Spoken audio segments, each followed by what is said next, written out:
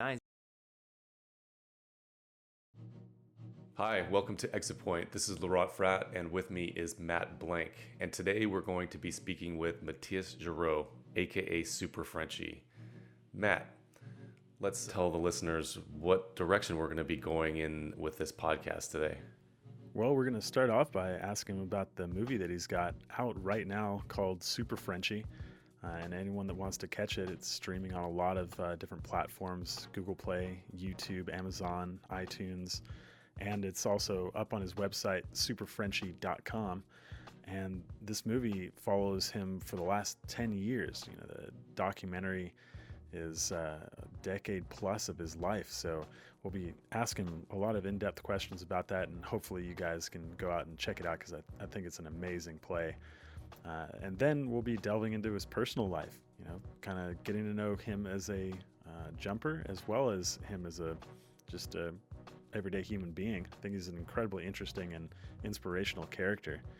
And following that, we'll also want to talk to him about what it's like to be a professional athlete, because he's been making a living at a sport that is pretty small, and it's pretty rare that somebody can do what he is doing.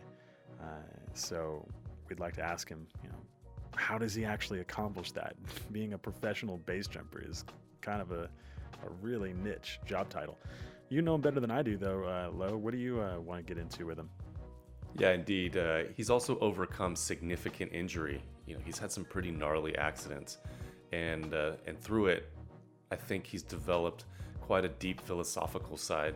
So not only is he someone that is just full of stoke, but he is quite introspective, and I think it makes for a very interesting combination of a person, and should make for a great conversation as well. Sweet. Well, with that, let's welcome him to the podcast. So welcome to Exit Point, and thanks for coming on, and really looking forward to this conversation. We've known each other for a really long time now, and coincidentally, you were at the bridge when I made my first jumps.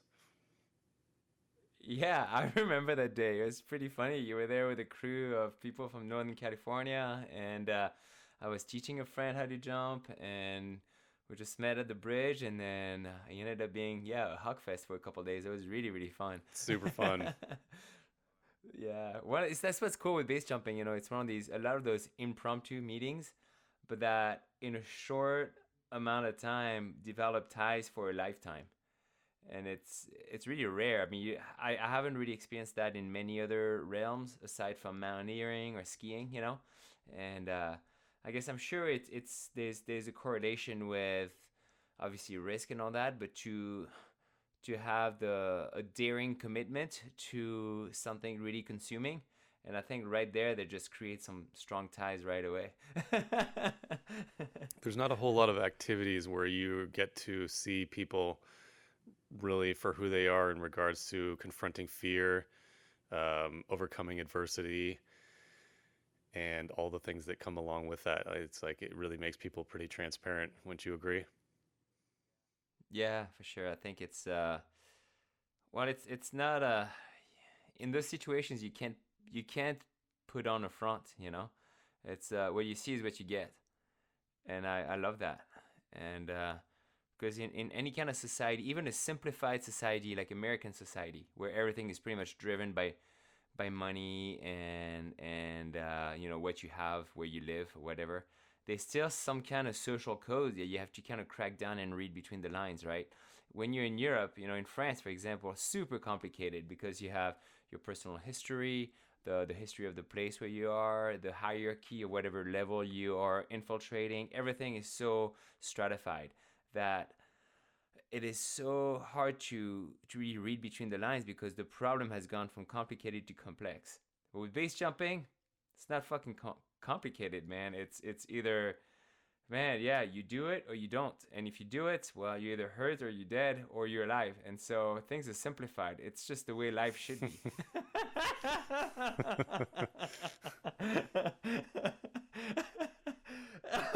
You like that, Matt?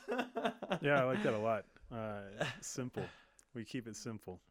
Yeah. You know, at the fringe of all of these activities, you know, when you get on the extreme edge, everything becomes very simple, very binary. It's only in that gray area that most of society exists in that things get wildly complicated because there are so many different roads and avenues to take. Yeah, I think it's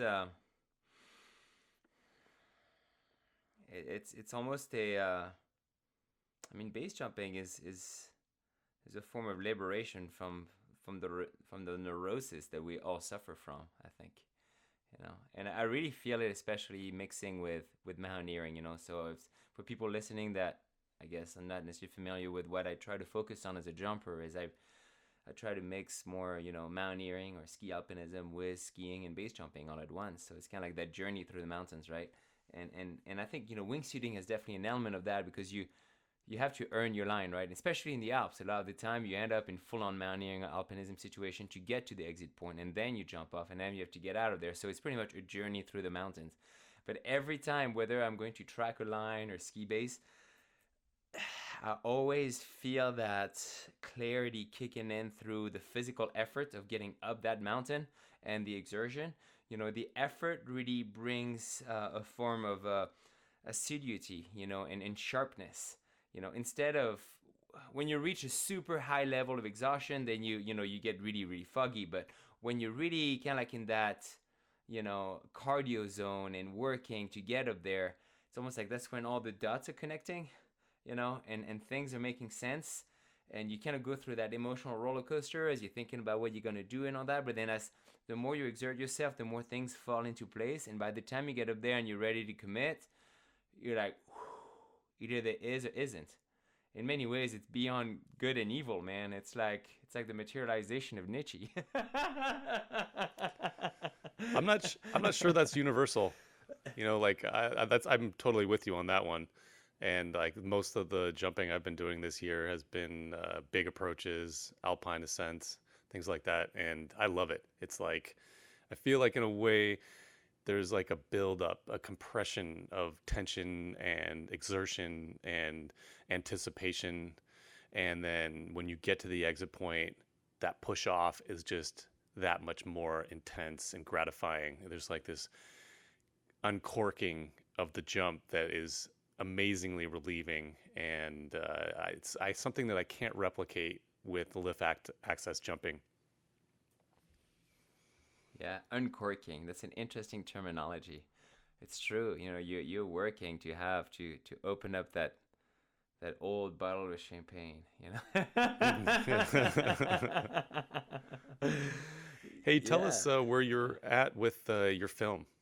So the film, so the movie's doing pretty well, and I can't reveal everything yet publicly, but we're gonna have some news pretty soon where we're getting distribution. I mean, we have the distribution already, through you can stream it, you can buy DVDs, things like that. But we just figured out a licensing deal, so I can't reveal it unfortunately. But we get a really good licensing deal coming up, so it's hopefully going to open the movie to more people. So.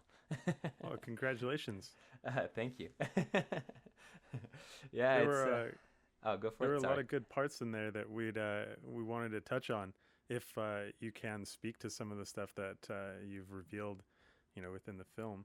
Yeah, of course. I'm happy to talk about anything in the movie. But first, before we dive in, it's also I do want to touch on the point that it is someone else's interpretation on my own life, right? Like I was not involved at all in the editing process, in the creative side of things. I pretty much just delivered a bunch of images, and this guy that followed me, Chase Ogden, over 11 years, told the story as he perceived it, right? So there's definitely some things that I would have, I think, tweaked here and there, but I think overall he gave a pretty accurate and good message, So, yeah. Anyway. Okay, well, before we get in, then maybe you could fill us in with some of the things that you would have added had you been in the editing room. Maybe some shift in perspective that was left out. Well, a lot of stuff. I think a lot of me and my family were fully open during interviews, but I think I would have touched base on a little more the impact on the family, on people around you, in your close surroundings. The parents, but then sisters, wife, kid, all this stuff, how everybody perceives this stuff. I think uh, Chase really focused, I think, on the journey as far as being an athlete. I would have focused maybe not only just on that, but also the periphery and everything that is impacted on, on the other side of that, right? But at the same time, he also, I think, gracefully transitioned from, yeah, the guy kind of like paying his dues and earning his grade, within that sport, and then falling in love, meeting Joanne, all that, and then becoming a father, and then the focus then went naturally from self to relationship to the kid. But I think there could have been a lot more stuff we could have dug in there. But at the same time, it's impossible to put everything in like a 77-minute movie, right? You do have to pick your battles, and I fully appreciate and stand by what Chase did. Like I can stand by anything that I said in the movie. There's no problem. It's just I think some stuff where just for editing, some stuff we can like taken a little out of time, this and that. But everything that's in the movie I said, and I can stand by it, so that's cool. It's not like yeah, so that's good. But I'm also working slowly on a book to really kind of like dig in, because there's Cool. yeah, there's gonna be some darker, deeper shit, that maybe I didn't express accurately either as a subject, either in the movie. You know what I mean? Things with, my family history, my sister committing suicide when I was 18, and really what the impact is of becoming a father while doing dangerous stuff. I think there's so much more layers to it that can really be explored more. And I'm sure, Lo, you can talk about that because you're a father and you're still jumping, and I don't know how you experience it, but also, like I did crash right before the birth of my child, so there are so many ramifications from that, if that makes Yeah, and sense. we're gonna jump into that too. I think that the movie doesn't shy away at all from some of those really difficult questions, Okay. and it does a good job of showing I mean, you're like a nuclear explosion of energy, and it's like like your love for jumping and your stoke around it is amazing, and one of the reasons why I wanted to chat with you today. So, um, but let's maybe, since we were just talking about that, the periphery. Do you think base jumping is a selfish activity? um yes, but then we need to tap into something. Is selfish bad? I mean, who else is going to live your life for you except yourself? I think the question is, do you know where the line stands between being selfish and becoming egocentric? A lot of the time, those terms, especially in French language, a lot of the time, egocentrism is used for selfishness or vice versa. It's like there's different levels of selfishness there, right? I think being selfish still, maybe it's me justifying it, but I think selfishness requires being aware of your place in the world and among others, right? And to kind of create the space for yourself to be able to thrive and live a fulfilling life, right? Nobody else is going to live your life for you except yourself. But then egocentrism is when the whole universe has to align itself around you, and then that's some fucked up shit. That's when you fall into the realm of extreme unhealthy narcissism, right?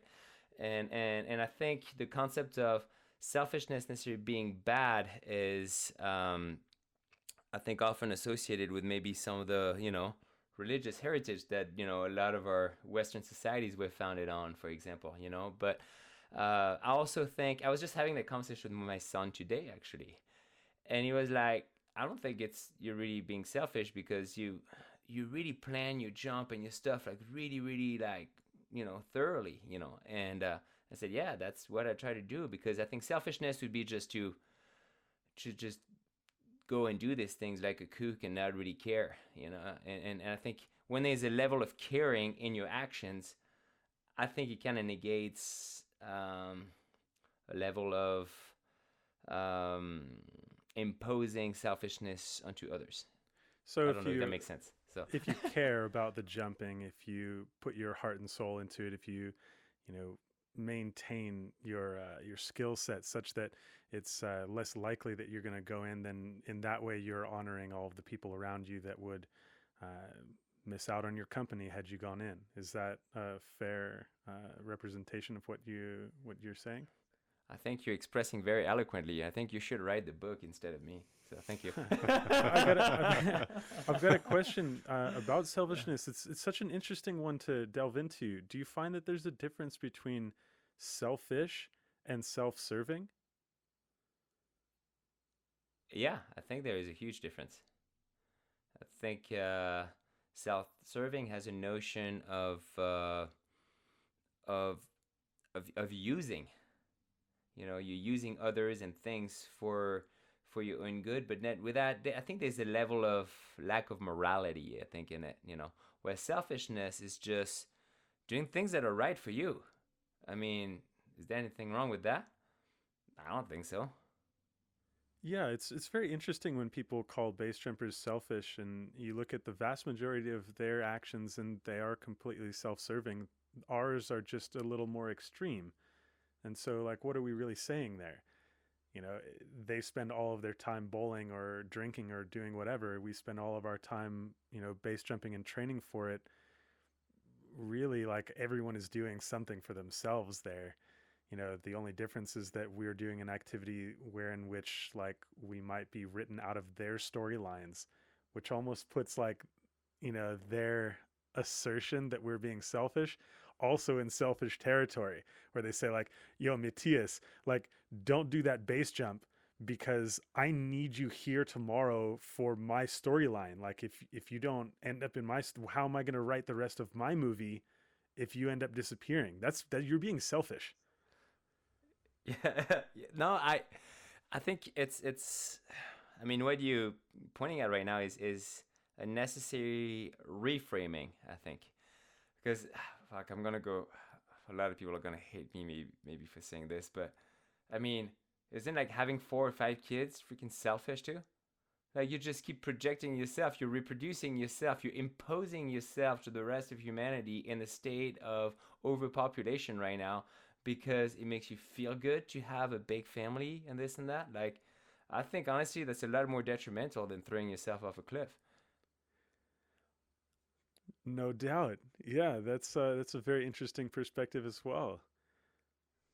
That's super selfish to have, you know, like a huge family right now. A lot of people would hate me for that, but that's one of the reasons why I only had 1 kid too. One of the main reasons is I understand 1 or 2 kids, you're replicating yourself but not beyond, right? But when you go beyond that, it's like, and I have tons of friends that have 3 kids and I've had this conversation with them. You know, I love them. They do a great job as parents. Their kids are turning out to be awesome. But the thing is, like, you know, then you're tapping into a level of imposition, which when you're imposing on others, then isn't that the definition of selfishness? So now you're selfish and judgy. Yeah. Oh, exactly. Oh, dude, of course I'm judgy. I'm French. I know from my side that we wanted to so that they would be a team, you know, like Yeah. we're basically expats, you know, like my family's from France originally, but I'm culturally American. And I knew that, you know, Leo is going to be a little bit different from the other kids, you know, even if we live in a very international area. And so having 2 of them, you know, I had a brother growing up and it was awesome. So I wanted that for him. No, and Um, and I get it. I think, you know, in again, you know, I think a 2 is totally healthy. It's just for me. I also know it's not just, you know, the kids. I also knew that it would become a conflict with my with my activity, you know, which is, again, you know, I knew that I wouldn't be the dad that I want to be if I had more than 1 kid, because I wouldn't be able to, first of all, spend the time that I want with my kids, because I have all this time consuming stuff on the other side too, and then things would start conflicting in an unhealthy way. So that's where I just knew I had to draw the line, right? But I was just using this as a counter example for selfishness, and mainly pointing out to, like, even more like big family, like 4 or 5 kids or more. You know what I mean? Like, whoa, man, that's some pretty messed up stuff. But yeah, I totally get it, man. Like, you're an expat, you're in France. It's a hard, especially you're in the Alps, man. Like, even though it's international, there's a lot of localism there. You know, even as a French Absolutely. guy, I wasn't born in the Alps. I was born in Normandy. My mother's Dutch. My dad is from southwest of France. And last thing I know, I'm in ski academy in the Alps to ski race. My first day in school, man, I'll never forget it. All these mountain kids are like, "What are you doing here? You're not from here." We're like, "Oh shit!" I was like, "Okay, cool. I'm gonna have to earn my spot here." right. I've got one more There on was the something. selfishness question before we move on Yeah, too go for it. far. Uh, we asked about like base jumping as a selfish activity, but I find that you represent a different area of base jumping, being as though you film everything. You know, you've pushed into a realm of performance art, which is slightly different than base jumping entirely. So, like, being that you share this with the world, and I assume that you do so, like, so that you enrich other people's lives, kind of like the statement that Jacques Cousteau makes. He says, if one man, for whatever reason, has the ability to lead an extraordinary life, he has no right to keep it to himself. And so, just by the very nature of filming all of your jumps, you seem to push into another category. What do you feel about that? I would agree, I guess, with the. I mean, it's a glamorous comparison, but to Cousteau, but I think the first step in having a passion is to live it, and the second step is to share it. And there's so much positive stuff that can come from that, and it's I think it's yeah, sure. Selfishly, I think it's for me. I love being sharing things that I'm excited about because I'm an extrovert, right? It's just the way it is. But at the same time, it you do tap into a form of yeah art form when you figure out the right angles and this and that, and it's painting a moving picture and putting all those pieces together, and I think that's beautiful. I don't do it for the video. I have these projects that I'm super inspired about and that I really want to do because I'm just excited about it as a mountain man first. But second of all, quickly, the step is to how do we turn this into a beautiful story or a beautiful video or a beautiful thing to put together. And I think that's base jumping is so beautiful. It would be such a shame to not share it. I understand people that do a lot of like illegal jumps, the things under the radar that don't want to show it, and that's cool. But man, I jump in the mountains, man. So it's let's share it. It's all good. I think to cap off the selfish topic, I think one of the things that you said in the movie that was really poignant to me was you said to your son, the best example you could be for your son is to have the courage to follow what matters to you. Would you like to expand on that? Well, I think yeah. I mean, first before I expand on it, how did you, I guess, experience it as a viewer? Because I'm curious about that too. You hear this and you're a jumper. How did it resonate? Or did it resonate with you? Then obviously I think it did because you asked the question. But how did it resonate with you and why? This is obviously a very strong topic for me and Ellen and our family because this is something that defines us in a way, and I think that the struggle is really for me, is identifying how important it is to me, whether it's something that I just identify with on the ego level, like this is who I am, this is what I do, and this is how I relate to the people around me, is someone who does this activity, and am I locked in that? Or is it something that brings me so much pleasure and satisfaction that it's worth the squeeze? Is this juice really worth the squeeze? And I think it's an answer that's not necessarily tangible. It's something that sort of wanes and flows with how things are going. But for me personally, there's an element of base jumping and the preparation and the execution of it that adds color to my life. It's, on my day to day, going to work, going to the supermarket, I feel like if base jumping isn't there in the background, in the periphery in a way, that things just start to turn gray a little bit. And it's these adventures and with our magic backpacks into the mountains that really, it makes my life feel like there's something more, there's something special, there's something magical again. But I love paragliding, I love riding my mountain bike, I love skiing, speed riding, I love interacting with the mountains in so many different formats. But there's something about base that is so special that I can't seem to replicate anywhere else. I haven't been able to define whether or not it's a selfish thing or if it's this or that, But that line in particular is also how I would want to justify my actions, because it is something that is extremely meaningful to me, and I am living where I live. I am with the person I'm with. I have the job that I have because all of these things come from base. So who am I to say that it is a negative in my life? Even if I was to die, so much has come from it. So that statement that you made was very powerful for me, and something that I can identify with. And that's the kind of example that I would like to be for Leo and my son coming, is making sacrifices, taking risk, and but with intention. I think that's what we were talking about with the selfish aspect as well. Is like, if you have intention, if you're executing to the best of your ability, then freaking send it. I think it's a total catch-22, and I think both of you guys walk an incredibly fine line that is hard to balance on. On the one hand, I can say that showing an example of what it is to be authentic is one of the most important lessons that you can teach a kid, period. And so if you guys are living an authentic life as base jumpers, and showing your children that like whatever dreams they have can be attained and can be managed and can be, gone after, then like that's one of the most important things that they can take away from your relationship. And on the other hand, you have to be around to like actually raise those kids and give them those lessons. And certainly there are a lot of our friends that have left their kids behind, base jumping or wingsuiting and doing all of this crazy stuff. And I don't think that the lesson that they taught is going to replace, their absence. You make a very good point.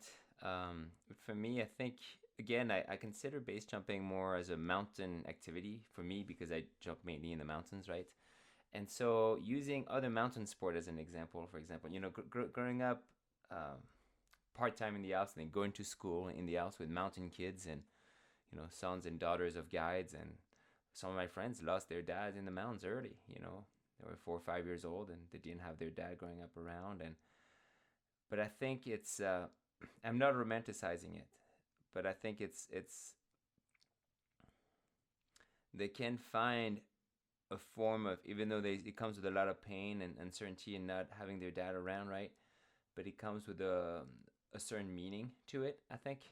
And again, I think ethos is everything, and it's I think it's even more detrimental when you have a parent who just abandons a kid, because it's not, and that's why I said in the letter to my son that I'm not abandoning him if I'm not coming home, and why I explained what I'm doing and why I'm doing it. And it's, I think there's some inspiration to be found. And for example, the daughters of Patrick Valençon was one of the first, big steep extreme skier in the Alps, and he passed, and then I think a few weeks later after his wife passed as well, and 14 and 19-year-old daughter all of a sudden were just orphans, and they managed. They did well. I'm sure there was some family probably helping in. I don't know all the details, but one became a doctor, and the other one I think became an engineer or something like that. But the one I think who became the doctor also became a mountain guide, and they're avid climbers and mountain people. And I think they somehow found some kind of a meaning in there. And yeah, I mean it is you want to you want to see your children or your child grow up to become an adult, but at the same time, I think dying for something that is a definition to your existence is different than just bailing on your family too. I think there's a different notion in there. I don't know if you agree, but Absolutely. yeah. Yeah. I mean, I'm not saying that base jumping is foolhardy. It's not as though you're leaving them behind, as somebody would just abandoning them. I think that's an inappropriate word to use. Um, and I find it interesting also that you are teaching your kids about this authentic, self, and that you're chasing your dreams. But on the other hand, in the movie, you also say that you wish your son would not base jump. I'm curious how you can reconcile the two there. I think it was at the time. I think things changed. I think I would love my son to be now that he's older. Obviously, my wife is on the opposite schedule. She actually is pretty bad. He talks about base jumping all the time, so it's gonna happen. It's really really bad. Like, yeah. Around that time, it's actually like when we're shooting that movie. I was driving him from school, and then driving him back from school, and then I can look in the rearview mirror, and he's pouting in the back seat, and I'm like, son, what's going on? He was like, wow, I really want to base jump, but mom won't let me. And I'm like, son, you're 4. You can't base jump for a long time. First of all, you got to skydive, and you're in the U.S. If you're in France, you can skydive at 16, but in the U.S., you got to wait till you're 18. You got to skydive a bunch before you base jump. So pretty much you have another like 16 years before you base jump or something like that, at least. And he said, yeah. And your mom's not going to be happy. And then he goes, yeah, but it's my life. At 4, and recently, so he keeps talking about it with his mom, and then she pulled like the Jimmy Chin card, and where Jimmy Chin's mom, I think told him that he couldn't do high altitude mountaineering until as long as she was alive or something like that, and then when she passed, then he was started to do some 8,000 meter peaks and stuff like that, and so Joanne pulled the same card, and so on. She's like, all right, you can't base jump as long as I'm alive. And then the other day, same thing. I'm driving him around somewhere or to go skateboarding or something. Because, he's dropping vert ramp on a skateboard at 8 years old now. It's like, that's just as dangerous, I think, for me as base jumping, And, like, you slam on the concrete, it's not going to be good. It does some brain damage, like, right there, if you don't do it right. But, but yeah, he's like, when mommy's dead, I'm gonna base jump. And it's like, God, guys, just don't talk about this. As soon as mom's dead, I'm gonna base jump. So it's so bad. It's gonna happen. But it's also, I gotta reframe that comment in the movie at that time, right? I'm in the phase where I'm still rebuilding myself after the crash. I still hadn't gone back to the mountain that almost killed me. It was a time of redeveloping the skills, but mainly, most importantly, the confidence and the serenity in jumping. And in the last 2 years, man, I really tapped into that high level of serenity and plenitude when jumping. Especially last summer when, I got an ETMD, and it's pretty much, half wingsuit, half tracking suit. It's not really tracking anymore, but it's not really a wingsuit. So you tap into all this fear. And I never really tapped into flying suits that much. I did it over the years, but not assiduously. And then I really skydived and then went to Europe, and then within like 6 base jumps, flying some lines and kind of like buzzing some ledges and cliffs. And I'm like, but instead of it being, and I totally understand why low, you just do it so much because it's not this crazy freaking thing that you look at it on images. It is so serene at 180 kilometers per hour, just so dialed and relaxing. It's like flying meditation. And I'm like, oh my God. And now that level of serenity has finally kicked back in since the crash. And it's, man, it's like, you feel like Yoda. And that's so amazing. And so now, having experienced all this, and also the level of serenity and sharpness that I have with ski base jumping, and experiencing in both disciplines within base jumping, like, it would be such a shame for my son to not experience this if he has the desire. And it's like, I want, yeah, I would support it, but I would teach him as much as I can, because I know I've survived things that others might have not survived. Or if he goes into a discipline that I don't master at all, like, be like, okay, I definitely want to recommend the right person to do it, because, just like in anything, you can have good teachers and bad teachers, right? So I think all of us were probably lucky to, I don't know, have the right mentors or learn somehow in the correct format. So now we're still doing it and enjoying it and tapping into this level of serenity. I mean, it's so amazing. It's the 4th dimension of living. That's what it is, man. Damn. I like that. Yeah. It is like meditation, but from my experience, meditation is much harder. Like wingsuiting is like 100%. meditation with some serious training wheels, like you step off and it's like bam, you're thrown into that state immediately, where it's like, you're sitting and whatever style of meditation you practice, it's like something hurts and your mind is, it's hard to get that state. But yeah, wingsuiting is it's easy. It just throws you right into it, and all those feel good chemicals that are released with it too, or can stay with you for hours sometimes too. It's pretty amazing. When you land, it's like you're levitating. You're levitating through life hours after you land, and you're like, I've got this. I'm doing such a good job at living. I've got this. That's amazing. We've had quite a bit of overlap. The Aure is a pretty special mountain to me as well. Watching the film, it was like, oh yeah, I opened with some friends 2 different exit points on that mountain, and so I've experienced quite a bit of fear up there. Like a lot of the similar feelings that I think you were expressing really well is about like determination and focus and being drawn there and the beauty and the potential darkness of it. Those were all things that I could really relate to. But as you're talking about the ETMD and wingsuiting and stuff like that, that kind of reminds me of another thing that Jesse Hall said at the beginning, where he said how crazy it is, how like at the beginning of your progression, like you start simple and then you start doing crazier and crazier things. How do you personally balance this like desire to progress and know what is reasonable to an extent? Well, I think it's as you do this, and I don't know if you guys would agree with this, or if people who are listening to would agree with that as jumpers. I think everything is a stepping stone towards the next thing. For me, skiing was a stepping stone towards base jumping, for ski base jumping. And then ski base jumping, when you get to ski base jumping, was a stepping stone towards actually then later on flying suits and things like that, right? And everything, it's not necessarily being crazier and crazier, it's just stacking your skills on top of the other and just going further with this. But I think what is really necessary is to have brinksmanship, and brinksmanship is, I heard that from a friend who heard that in an interview from Iggy Pop. And Iggy Pop's psychiatrist told him during a therapy session, like, you have great brinksmanship. And he's like, what is brinksmanship?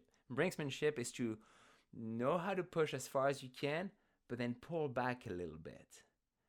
And I think for me, that's kind of what I've done through my life, with socially and through sports and school and even my profession, is to kind of distinguish where the frame of execution is, or what the frame of execution is, and expanding it, or sometimes making it a little narrower. And I think that's the way I see it. I don't know if that makes sense, but that's kind of how I see it. I don't see it being crazier and it's crazier. I think it's just reestablishing your frame of execution based on your skills that you're developing.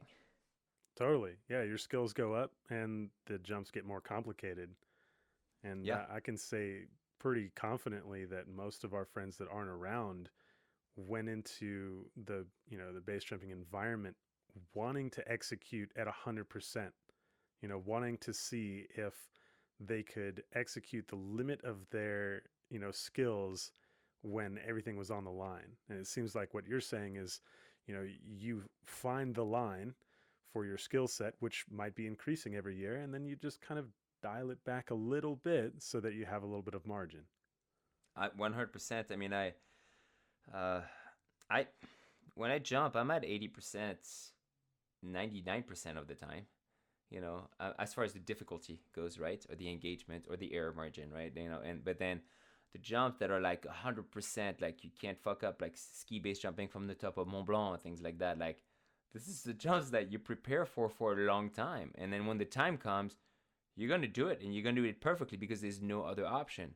But it doesn't mean that you should be doing jumps like this every day. First of all, you can't. And if you do these every day, well, you're lowering your chances of survival tremendously. And your expiration date is going to come a lot quicker. Yeah, I don't want to compare my own jumps to the level of complexity or danger that like ski base is, and maybe we'll jump deeper into that in a second. But like, wingsuit base jumping has been a daily activity for me, not necessarily lately, but has been for a long time. And yeah, I have my own questions about that too, because that whole bricksmanship, brinksmanship, like bringing it to the brink and knowing how close that is. I was living at the foot of the Brevant, like in the golden days in Chamonix. And what a trip that is, huh? Like, I can be drinking coffee and be at one of the most intense, extreme wingsuit base jump exits, in the world within 15 minutes. I've I've just wiped my morning poop, and all of a sudden I'm in it, deep in it, and that there's something different there. I don't know quite where I'm going with that, but there's a difference between preparing for a once in a year jump and then the being in it, having it in your backyard. But I think also that internal question and that brinksmanship isn't any different. Just requires a little bit more repetition. Yeah, where did you learn brinksmanship, by the way? You talk about operating at 80%, and I find that most people find it difficult to have the self-awareness to know what 80% is. And certainly, if the first sport that you did was base jumping, finding what the brink is would be incredibly dangerous because it's very easy to just go right over the edge. Whereas, if you go too fast skiing or push yourself too hard in mountaineering, there's usually a back door to get yourself out and go like, "Whoa, okay, I thought I was at 80%, but that was 100." Yeah, I mean, I straight up benefited from years of skiing. When I started base jumping, I was already a pro skier, so that that expertise from another discipline translated super well in base jumping, because skiing you have to adapt really quickly. You have you come up with a plan B on the fly sometimes. Stuff's coming down or there's a fracture, and you kind of establish roughly an escape route in your mind, and then boom, you ski that ridge, and then or a cliff comes over, and you just like, boom, okay, I didn't see that, but I'm gonna boost it, and you're able to adapt and land it, and that adaptability and agility from skiing really helped with base jumping. But I think if you go straight into base jumping and don't necessarily have skills from another sport that would translate well into base jumping, brinksmanship would be really hard to learn. But it's also, as a result, when I started base jumping, I took some big bites really quickly. My first day jumping, I did 9 jumps, and I was doing big fat gainers off the bridge on my first day. And second jump, I'm jumping Rock Canyon, and then went straight to Jesse's house. Jesse halted me, packed my parachute. He dropped me off at the airport and said, "All right, you're a base jumper now. Call me if you have any questions." And that was it, And then I was ski base jumping within 20 jumps and all this stuff. And so I went really, really fast. But the only reason I could go really fast with this is because I had, I think, not only the confidence, but also a lot of skills from skiing that could translate into another aerial sport. Because I could do a double backflip on skis and stomp the shit out of it, no problem. So when it was time to base jump, I was like, oh, it's just like skiing, except that I have even more time. This is so mellow. And that's how it felt when I started. And then quickly I realized that, base jumping is not mellow. And then you have to, I had a lot of close calls. So it's almost like, yeah. But again, I think, and the thing is also, before I started base jumping, I already broken my sternum 4 times skiing. I had 2 ACL surgeries, 4 microfractures in my femur, 4 meniscus. Like, I had a lot of heavy injuries from skiing. And while that sucks, I learned a ton from it. I think as far as knowing where my mind is compared to my body and my state and your level of ambition, but obviously all this need to be reassessed throughout my jumping career as well, because then I obviously crashed ski base jumping a few times, but somehow survived it. But again, yeah, I think if you're a paraglider, for example, getting into base jumping, you're gonna have so many skills that can translate really well, or a rock climber. But I truly think skiing is one of the best sports to translate and to learn from to become a base jumper. I hear you. So you have a substantial amount of evidence from your prior, sports to fold into base jumping and, get a pretty good idea of whether you can execute the jump or not. I guess what I'm really wanting to delve into a little bit more is, how do you know? how do you know that it's the skill set that you're bringing to the table that makes you confident rather than ego? How do you differentiate between those? Well, I think then that goes back to the root of why do you base jump? I think for me, I knew I wanted to base jump since I was 9 years old. And I for me, it was just not just a childhood dream. For me, it was just the definition of living and having the courage to live again your life by your own standards and your life that is meaningful to you. For me, it was, I think I was base jumping for the right reasons, because for me, it was just the coolest thing that it wasn't just to prove anything to myself or to others. I was doing it because it is so pure and beautiful, and it was the purity of dedication. I think that was the foundation of my desire to get into the sport. And I think that goes a long way too. I think that for any sports. And if you want to be a football player and you becoming a football player because you're that tall kid in school in Oklahoma, and you can run fast, and everybody's going to tell you, oh, well, you should be a football player. Then you're kind of like, well, then you just adopt that hat and not really think about it. You're like, yeah, I'm going to be a football player. And then the guy makes it to the NFL, and then within 2 years, then you get his career is over, and then he's like, well, who the fuck am I? And then I think we have a lot of that in base jumping, and those guys generally don't last more than 3 years. They either die too quickly, or they're so hurt that they can't keep jumping, or they lost too many friends, or they hurt themselves, or they scared themselves so bad that they can't keep doing it. But I think if the ethos is right, then I think that makes a big difference with your progression as a jumper. What do you think, Lo? Yeah, I agree. That's a topic that we've covered quite a bit. I think Matt and I, with some of our guests, is like the lifespan of a base jumper's career. It's definitely something worth examining. Um, what I wanted to ask you though is, coming off what you just said, you have a level of resilience that's pretty admirable. As far as like heavy injury and really scary experience and coming back at it, full steam. For those that don't know, Matthias had a cliff strike when doing a ski base jump and was knocked out almost instantly after hitting the cliff, and flew his parachute unconscious for something like, what was it, 1,400 meters into the trees.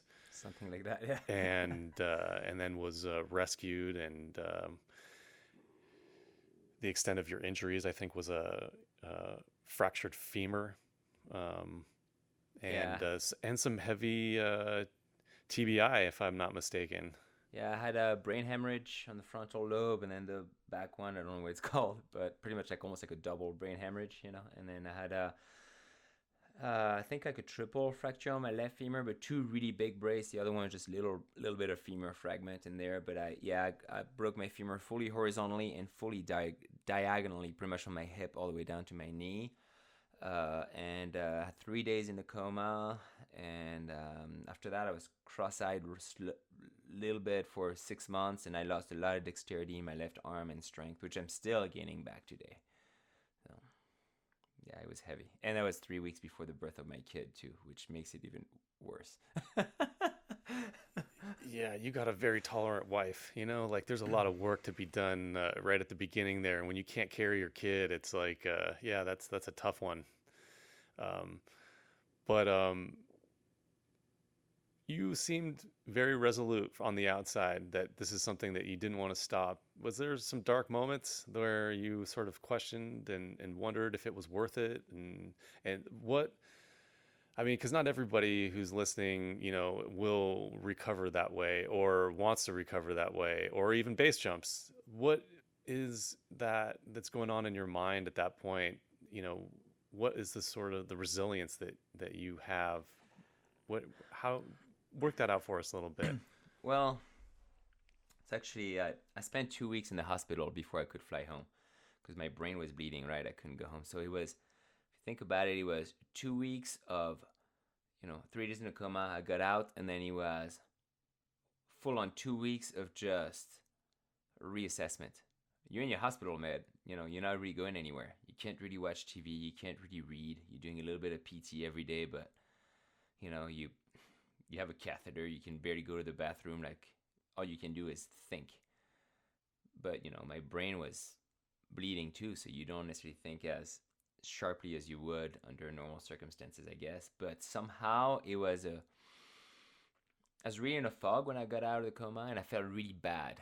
And that's not in the movie, but I kept saying for a couple of days, I'm gonna stop jumping, and I was almost delirious. I was like, I'm gonna become a helicopter pilot, and I'll still fly, but I'm done base jumping, and I'll sell real estate and all this shit. But then 2 days later, it was just like, nah. Once the clarity really kicked in, and the assessment, it was actually one of the sharpest, clearest moment of my life. This is when I realized, like, well, I really took it as a test to my dedication. Like, I'm not thinking, a God or outside force throwing that at me, but it's just like, just the experience is like, okay, this is the moment to really question yourself if you're made for this, if this is truly your vocation, your calling, your craft of dedication. And obviously the answer was yes. But one of the positive things, I guess, that happened to me is, I guess, to give some reframing. So when I was 18 years old, my sister committed suicide. And I was the only kid at home. And my sisters, I have two older sisters, and she has a twin sister, and then I have my older sister, and they're living up in Paris. And I was working. I just had my first knee surgery, and I was working in a greenhouse factory, just sorting metal pieces all day. Like very tedious, boring job. Right? I get a call, and the call is like, hey, Matthias, you got to come home. Your sister just died. I was like, fuck. She committed suicide. It's like shit. So it's kind of like instantly, kind of like getting knocked in the head. You go numb, and you're not angry, you're not sad. It's like you just numb almost. It's like you got punched in the head so hard that you just can't really make sense of things. Anyway, got home. My dad couldn't deal with the news. He went straight to work. My mother is crying and bawling, so I had to pick up the phone and call the cops and make the appointment at the mortuary to go recognize the body, call my sisters, give them the news, which, being the messenger, was the worst thing ever. When somebody dies and when you're the one giving the news, that's the worst fucking thing. And then went through, recognizing the body, all this stuff, and seeing actually the impact of gravity on the body is brutal. I had flashbacks for about 10 years of her head caved in and bruising and body, deformations and things like that. It's not pretty and I guess that's what somebody would look like when they go in as well. So it's, for all the people listening, it's like, I haven't seen somebody go in front of me yet. I know it'll probably happen, but I've seen the impact of it, obviously, on my sister. And but anyway, went through the whole funeral and all this stuff, and then at the funeral is really when it hit me. And I wasn't base jumping yet. I was, hard, assiduous skier. I don't want to say hardcore, but I was, really skiing very diligently, and I blew my knee skiing, right there, and see all the sadness around all that, and then realize that my sister was super smart. She spoke 5 languages and had a master's in history and literature, and was going to get a master's in journalism. So she was way beyond my IQ level, right? And so I realized that obviously her depression, her suicide, was not a question of intellect at all, but it was a question of what I call existential pillars. What is your life founded on? What are the strength and the pillars of your life that are going to be the driving force of it? And I already knew what my existential pillars were, skiing, and then I'm a very avid surfer. I try to surf as much as I can, and then I already knew since I was 9 that I was going to base jump. I mean, I wasn't base jumping yet, but I already established it in my mind, at least, and my heart, as an existential pillar. All I needed to do was just pay my dues and then commit to it, right? And yeah, and so anyway, it's walking back from her funeral. That's when I signed a pact with myself to honor my passions, no matter how terrifying they might be. And this is a strength that I still have deep inside of me today. And when I woke up in the hospital after the coma, my oldest sister, who's like my mother pretty much, she's 12 years older, and she was the one really panicking and angry and telling all my friends, like, tell him to stop, he's got to stop doing this stuff and blah blah. And then my other sister, who's the twin sister of our sister who passed, was sitting so peacefully next to me, and I was really surprised by the difference of reactions between two sisters, right? And then she looked at me and she said, you're honoring our sister by living an intentional life. And that just hit me so deep, because it's like, okay, I obviously fucked up.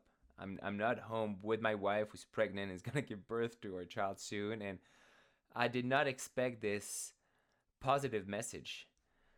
While I obviously, ate it super hard on a mountain and I was pretty, damaged, and but right there it gave me the comfort that that I had dedicated my life to something meaningful.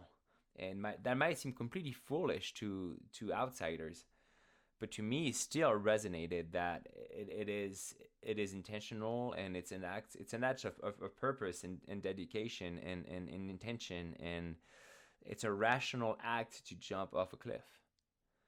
And that's when I was like, okay, I got to go back and finish that mountain, because for me also, I'm an ambitious person. I'm not going to deny this, right? I have a list of things that I'm trying to achieve. And for me, it was really, the Pointe d'Arreux ski base was exactly half of ski base jumping from the summit of Mont Blanc. It was half the climb, pretty much half the skiing with all this weight and all this stuff. And so it was a great practice to put all these skills together necessary to be able to ski base jump from the summit of Mont Blanc. And so I knew that, and then, yeah, I got home and then I kind of gave up on the idea of going back to the Pointe d'Arreux for a little bit while I was rebuilding myself. But I was not, I was skydiving 4 months after the crash, base jumping 6 months later, skiing took me 9 months, ski base jumping took me a year. And then, but finally I returned to the Pointe d'Arreux 6 years after the crash, and 3 months after skiing the Pointe d'Arreux, I was able to ski base on the top of Mont Blanc. So that's kind of how it all fell into place. But this is why I insist so much on the meaning and the ethos of why are you jumping. And this is what I want people to ponder on that they're listening to this today. Is like, why are you base jumping? Why are you a base jumper? What does it mean to you? Are you doing this just because it's cool? Because you want to get laid? Because you want to prove something to yourself or others? Or is it actually something that totally fits within your existential frame that you established for yourself? And It for sounds me, like, yeah, go for it. it sounds like what you're saying is that you continue to base jump because you find harmony. Like, it's what you're drawn and designed to do. Your destiny is to be a base jumper. Is that correct? Yeah, I'd agree with that. A skier and a base jumper, and it's that's why I really focus on ski base jumping. But that's it for me. Base jumping is the highest level of serenity and plenitude, which I guess is the definition of harmony. I guess, and it's harmonious life. I'd go even further. I had an epiphany when I was hiking to the top of Mont Blanc. You have 50 pounds in your back, and it's an 8,200-foot hike for one ski base. It was brutal. I got to the top, my shins were bleeding, my shoulders were bleeding. It was such a nightmarish puzzle to put together, with the different levels of wind at different altitudes and the snow density and all this stuff, and the height of the Serac, because there's no cliffs up there. I jumped off an ice wall. So much uncertainty and anxiety going up. But as I was hiking to the top and getting ready to ski base, then I really asked myself, like, okay, there's almost no air margin at all on this jump. The frame of execution is pretty tight on this. You can't fuck this one up otherwise. But that means if you fuck up, you'll be here forever. And so I asked myself, like, do you fully accept actually that level of commitment and that risk? Do you accept succeeding and the potential, I guess, glory that comes out of it in your own eyes, or whatever it is, however you experience it? Or do you actually accept equally failing, which means dying? And for me, success and failure were put on the same level, and there was the same level of acceptance about it. And that level of acute acceptance was so thorough and beyond what I'd ever really experienced until then, that it really led to what I've defined since then, trying to put words on it, right? You go in the mountains and you feel, but then you're able to put words on your feelings after when you come home and you digest it all, and digesting it all and rehearsing that sequence in my mind over and over again. I realized this is when I reached existential emancipation. It's almost like you transcended an existential crisis, your existential fears. That's why I was saying, beyond good and evil, like you're not tied to God or the devil or any of these, human inventions. You're just beyond all those tie downs of existence, because you've transcended it all, because you're going so far in your craft and your pursuit that it's you're levitating over all this, because you fully accept who you are and where you are and what you're going to do. And that's what base jumping is to me, because I do that I go through that mindset before every single jump now, whether it's just jumping at the Parian Bridge or flying a wingsuit or doing a mellow ski base or doing a super gnarly ski base. I go through that same mindset every time and ask myself, if I accept every potentiality from this jump, and if I can't reach this level of existential emancipation, the jump is not worth it. So on that note, I'm curious to ask you what you feel about risk, and I'm going to be precise here. What you feel about risk, because we talk about it a lot, and society certainly looks at all of our behavior as very risky, but as you describe it with this existential emancipation, and that you're like designed basically to do this and feel drawn to, like, jumping off, almost like, a bird flying through the air would not, usually describe their behavior as risky. They're designed to do that. What is your like feeling of like, does it feel like you're engaging in risky behavior when you jump off of a cliff? Right when I'm doing it, or right when I'm dropping in for a ski base? Yeah, does it feel risky? No. It feels risky with everything leading up to it. But once I've committed, I'm skiing. It's just another day skiing, man. Or if I'm flying a line, it's like, no, if it feels risky, it means that it's probably something going really, really wrong. But at the same time, I guess the tricky part is everything leading up to that moment when you've given the countdown and you're going, right?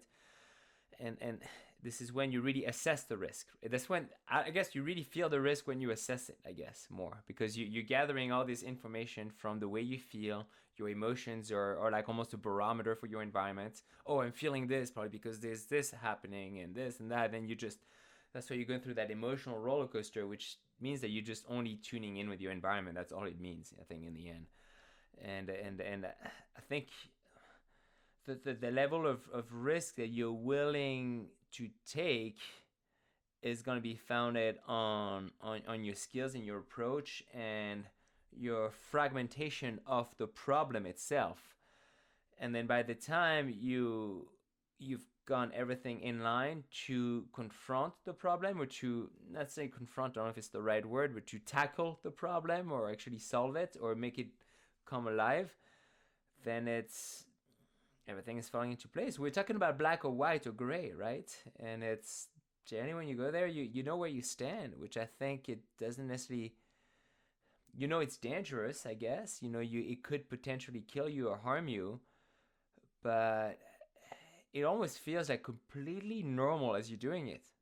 I mean, I don't know if you guys experience it like that, but when I'm in the air, like, I just feel like, no, it's as completely irrational and it completely makes sense.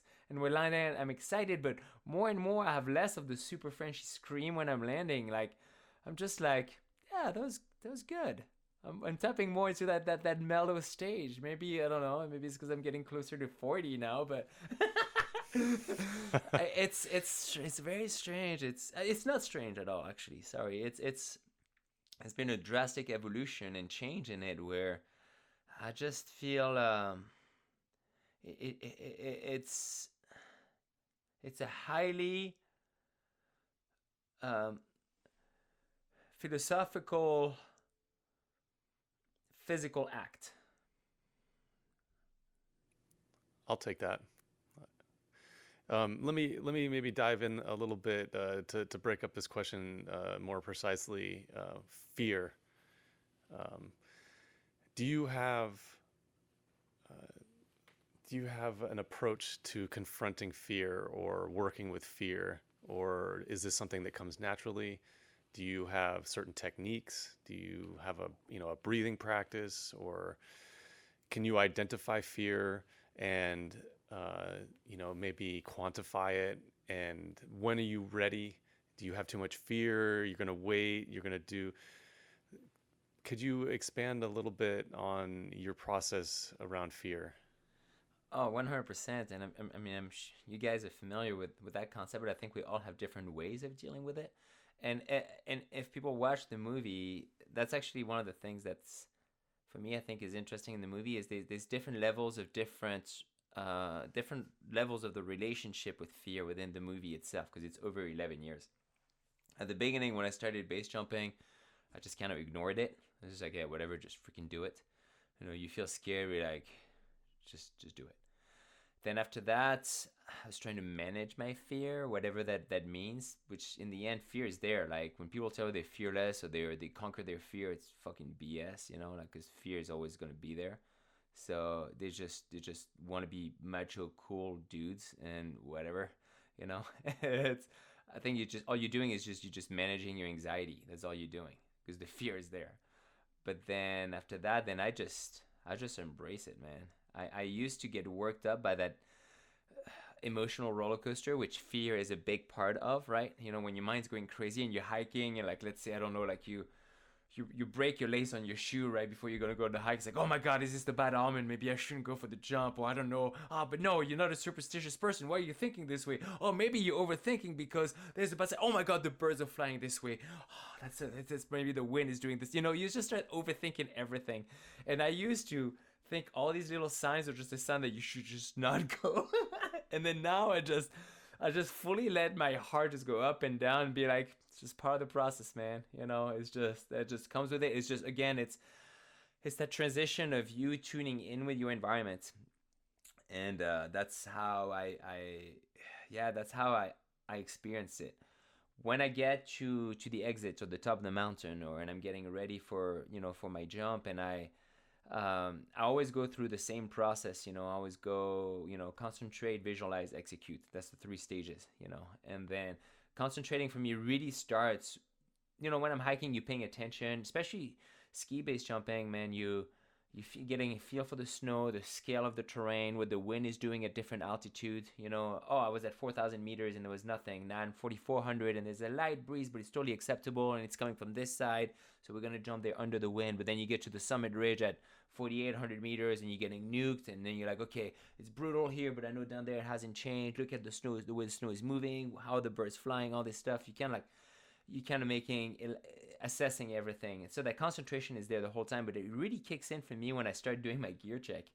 I'm checking my pins, repacking my powder shoe, doing all this stuff, checking my every buckle on my ski boots, getting my binding, getting every little bit of snow or ice out of the system, making sure I'm not gonna have a binding pre-releasing, getting my poles dialed, everything all the way to my cuffs. I want to adjust it perfectly. It's such an OCD process. But that process really, I think for me, helps me concentrate so much that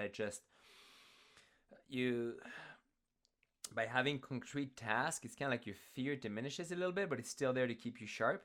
But you kind of like eliminating the variables as you're getting ready for your jump, right? And then after that, I just fully go through that visualization process. Okay, so ski that spine, jump over the little crack there, make a little turn on that left knob, go around the seracs and the crevasses there, whatever. Ski the left flank, then point it, avoid the little ice chunks, jump at the 20-degree angle to the right, jump towards this peak, whatever, open, and then fly. So I go through the whole plan through my head, so I know exactly what the chain of event is supposed to look like. And that kind of like diminishes the fear a little more, but it's still there, almost like keeping you sharp. And I can't remember where I was going to go with this. But yeah, no, it's like all those levels just really help get ready for the action, and I think you experience different levels of fear. And then actually that's, now I remember where I was going to go with this, is after I'm done with all the concentration and the visualization and getting ready to drop in and analyzing the line and knowing how I'm going to do it, and if an avalanche starts, here's my plan B, or the slough, or stay out of this path. Anyway, especially ski base, there's so many variables in ski base that you got to figure it out. It's just, especially big mountain ski base, it's not just hitting a ramp to a cliff. You have to manage the whole line to get there and then jump off. But then every time then before going, I always take the time to slow down, man, and breathe. I just go through this. I had my brainwaves measured years ago by a doctor, so I can kind of like visualize what your heart rate's doing, with your breathing rate, I guess, and then your brain activity and muscle tension and blood flow and all this stuff. And so through doing this, I could, when you kind of like empty your mind but stay sharp, but kind of get almost into like that zone, I guess, that pre-flow state, if that makes sense. You can kind of create it through managing your breathing and your heart rate and kind of making them fall in sync. And the way they had it, like I was literally doing this hooked to a bunch of electrodes and looking at a computer, and I could see the graphs of the heart rate and the beat and the breathing becoming parallel and moving in harmony. And it's such a harmonious process. And if I don't drop in or don't give the countdown until I'm in that zone, because then you're too tense or you're rushing into it. So I always take the time to get into this flow of things, and then I always remember myself to smile before. I've been doing that a lot lately in the last 6 months. I tell myself consciously, and we smile, and then just smile, like I look like a freaking dork when I'm like breathing and smiling. But then I always have the same countdown before, and I go chest strap, like strap, good chunk of pilot chute. And Jesse Hall told me always nice and smooth. So I always tell myself nice and smooth before the jump, because you're going to replicate exactly what you envision or say. You're just such a dumb, all of us are just dumb creatures of habits, So just fall into the habit, and then at 3, 2, 1, and then go. Or I say something funny like 1, 2, 3 foie gras or 1, 2, 3 chocolat. You kind of keep it funny a little bit, but then go. But yeah, it's the same process. And I was doing the same when I was ski racing, man. I always had my same process before I would get into the starting gate.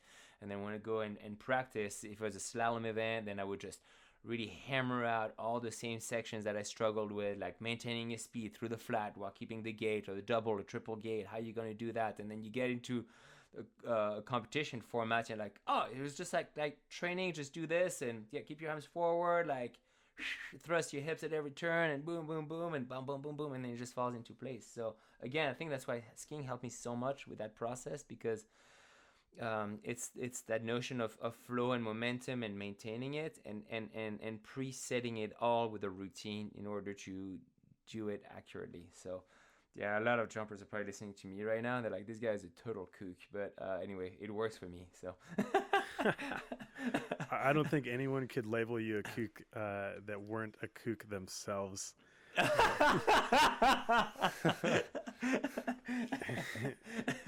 And I like what you're saying here. In the world of Disney, smiling and thinking a happy thought is the secret to flying. And it sounds like your emotional experience is first one of acceptance, accepting that fear is present, and then second, letting it flow through until body and mind are in harmony, and then you go. Yeah, that's beautiful. Summarized it perfectly. Thank you. That's your very it's a very sharp summary. So yeah, no, I'll keep that in mind, actually. Thank you. No, it is beautiful, and I think it goes back to what you were talking about harmony earlier, and I think it's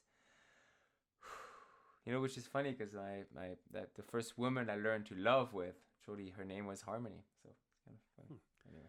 Do you ever are you ever on an exit point and you catch somebody before they're ready? Like you can see on their face that like their body and mind are not quite synced up yet. They haven't hit that flow that you're talking about. Oh, I see it all the time, especially at the bridge or like Turkey Boogie or things like that, where there's a lot of people. Yeah, give me some advice for those folks. Like, when you see something like that, or even some advice for somebody that's seeing that, because quite often, like us on the exit point, we'll see somebody in that state and we'll be like, man, like, should I say something? Should I not say something? Should I just let this go? Like, maybe some advice for people on the exit point feeling that, and some people just behind them watching that happen. Well, I think first of all, it's. I mean, I've been in both situations where I said something and situations where I didn't say anything, and things went right, or sometimes things went wrong, and then when I look back, I'm like, oh shit, there was all these signs that I missed, but they were there. And uh, it's also it's a tricky thing to approach, man, because there's so much ego into jumping as well that it's like people might react completely differently on you kind of like stepping in. They're gonna be like, oh, they might take it as a criticism, and others might take it as like, oh, cool, no, actually, you're helping me out through this. But I've been in both situations where I didn't say anything, and I see a guy, and then the jump goes wrong, and let's say at the bridge or something, and then I literally don't even look at the guy because I'm like, I don't want to watch someone going in front of me. And then the guy lands fine. I'm like, okay, cool, sweet, I could jump, nothing happened. But I've had other situations where, yeah, I was with the jumper once at the bridge, and a guy that did a lot of crew, skydiving and all that, and then we went to the bridge and would really rush into his jumps and really pull, like really really rush on his pull, and throw his whole body position, go all out of whack, and being relaxed in the air is so crucial because that tension gets passed on to your lines.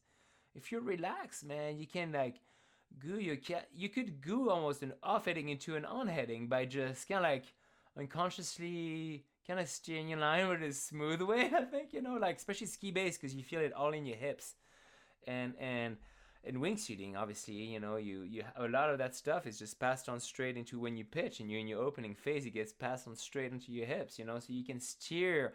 All that tension will be translated into your gear, and so it's so important to be into that level of comfort and peace and not rush. And so that's the thing. I remember at that time I was at the bridge with that jumper that was really rushing into everything, being really sloppy, and I remember like grabbing him, be like, take the time to breathe and slow down. Like you're not helping your jumping by just rushing into it. And I catch myself sometimes getting rush into like my gear up or my gear check or whatever, because I'm worried of if I'm jumping in a place where I don't want to get busted, or the wind's gonna pick up, or somehow I have stuff on my mind and I'm rushing into it. And every time I actually out loud tell myself slow down, and that really helps. Just have it fall into place. I think if people have the awareness that they feel like they're rushing into their jump, just obviously freaking slow down. Or if they feel like they're just too tense or whatever it is, like rushing into your jump will never do you any favors. Just always slow down.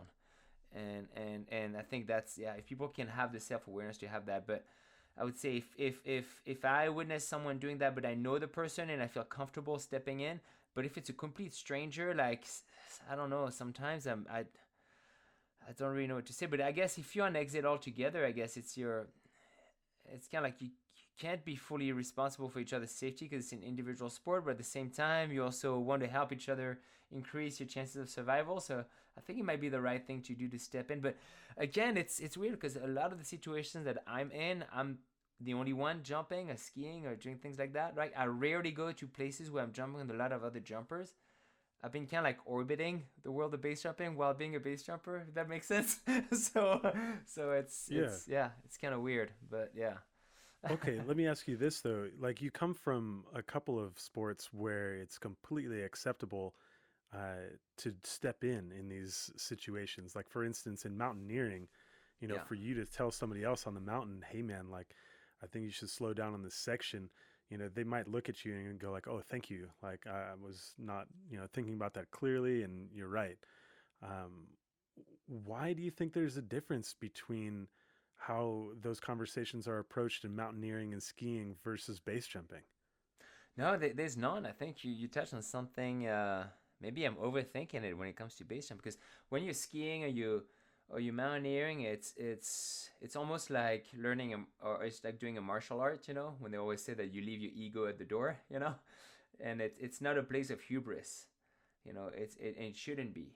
And it's almost like the more you do it, we keep hearing about, oh, you jumping or conquering those mountains, which I fucking hate that terminology. Nobody conquers a mountain. The mountain tolerates you. And it, it's true. But it's almost like the more experience you have and the more daring the things you do, the more humility is earned. I think none of us were born with humility. We kind of like we're force fed humility through the years of doing dangerous stuff and just knowing that, kind of like knowing your place again through that notion of acceptance, I think.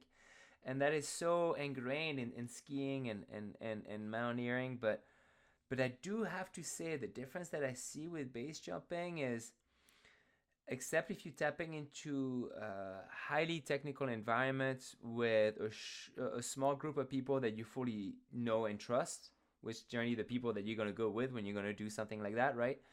And then you can. But I feel like when you're kind of like a more public kind of place of jumping, like again the bridge or like a base jumping event or things like that, this is when I feel like almost, actually, I'm gonna say it. Yeah, I feel a little intimidated to step in and things like that, just because there's so much overbearing testosterone and ego.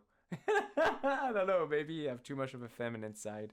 I think also too that there's a level of precision. It's a precision sport. It's like we could equate it a little bit to archery or golfing. Like you're not going to talk in someone's backswing. You don't really want a bunch of noise, while you're about to step off. So I think that plays quite a bit into it. It's a very special moment when you have your toes over the edge and you're counting down, and it's not really a time when you're looking for a bunch of feedback from the people around you, unless there's something horribly wrong, and then. Yeah. But I think that those are things that it's gradual, right? Like the hike or the walk or whatever, the tram ride. I think that's a moment when we can all be assessing our jumping partners and take it from an individual sport and into team sport, where we're really looking after each other, going like, shit, Timmy's not really looking so good today, like I can tell his brain waves and his breathing pattern are definitely not matching up, and I think that is a moment where you're like, hey, are we good? Are you good? Like, why don't we, slow it down a little bit, or maybe, are you sure this is the jump for today? There are definitely moments where should be looking after each other. And maybe that should be happening before our toes are at the edge. I don't know, just my thoughts. I feel on you, that. Lo. And it's an interesting difference though between climbing and mountaineering and base jumping. For instance, like I was mentored by a free solo climber, and when he saw me gripped on an edge, like he wouldn't hesitate to give me his narration of, breathe, relax, focus on the moves, and he was an incredibly experienced person, and I had an incredible amount of respect for him. And so every time that he spoke, I knew that it was in my best interest. And it's very interesting to hear somebody like Matthias, who is unequivocally one of the most experienced people in our sport, say that even after the fact, even after somebody lands, he's still like apprehensive about approaching somebody about a correction. And I don't think he's alone. He's, I've heard this from so many people that make the career at teaching people how to base jump, or their career as professional base jumpers, that don't want to step in, don't want to step on toes, don't want to, and it's like, man, how is that so vastly different from other sports? Yeah, you guys, I don't have the answer, but you guys are touching on some super, super key stuff that should be talked about and addressed more often, But I think, when you're talking about using the example of Timmy not feeling good in the gondola, well, then you're also tapping into something where you have an established relationship that is most likely founded on trust. So it's somebody you know. In that kind of situation, I won't hesitate, It's more, I think, with being with a stranger on exit, that's a different kind of thing. but the, but I have to say, man, yeah, I mean, I've been jumping for coming up on 14 years now, and man, it's almost like philosophy. The more you know, the less you know. So now I don't even hesitate sometimes to even ask like advice to somebody who's been jumping for 4 or 5 years and they do something completely different than I do, but I really like what they're doing or the jumping style or and I don't hesitate to seek information because I think that really helps all of us in the long run, you know. But it's different to seek information than to impose information on someone else. That's where I guess yeah, it's strange. I don't know. Again, I don't have the answer of why I'm uncomfortable doing so. But yeah, Well, it's hard. It's hard. There's a lot of factors there: empathy, um, interpersonal communication, expressing fear, vulnerability. I mean, these are all things that are extremely difficult to share with people. And, I can tell from my personal experience that I've failed many times with this, trying to give someone advice or seeing all the signs that, this person is going to be next on the list and lashing out emotionally and even yelling at people at some points, like, um, I mean, I remember sometime like yelling at somebody, like, like I was all fucking pissed off and I was just like unleashing all of the, the stress and the trauma that I had experienced, around friends dying and them repeating it. And I was, acting in a selfish manner because I didn't want to relive that through their death. And, and man, it's hard. It's really difficult for sure. It may be even one of the more difficult things that we have to do in our sport is that kind of communication around risk with each other. yeah. Well, and it's also because this so much of risk is personal as well too, and it's when you tap into the realm of personal, especially I don't know, I feel like especially in America because it's such like it's almost like well you're stepping into my private property here, you know.